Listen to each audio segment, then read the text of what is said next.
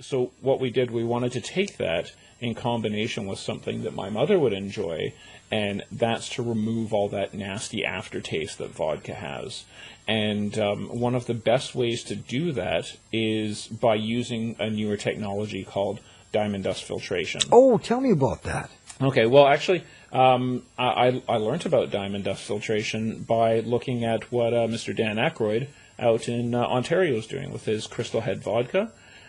They're one of the few people on the market that are using this newer technology.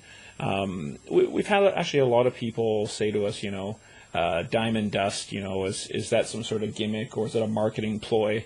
It does kind of sound, like a gimmick, I have to admit, because people picture in their head, they picture, vodka pouring over all these big diamonds, and nothing really would happen in that case because diamonds are inert. Right. But what it really is diamonds, because they're inert, and because of their properties, they can break down to a very, very small size, and they can form what's called a nanoparticle filter. That's very small. Yes, and it's newer technology, like nanotechnology.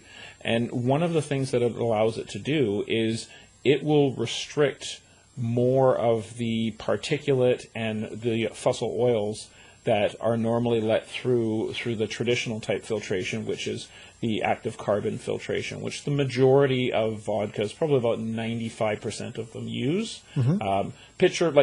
Active carbon picture like a really fancy Brita filter. Okay, right? I got that picture. The pores in the active carbon are basically catching the oils in their porous structure as it goes through, and taking out the oils that way.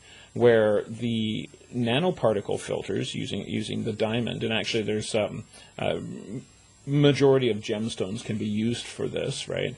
But the nanoparticle filters create such a small opening for something to get through. It's actually got to be put through pressurized, so for anything to actually get through it. Really? Yeah, and I actually got to see some of these machines working. Very interesting. I mean, they look very industrial. They kind of look boring.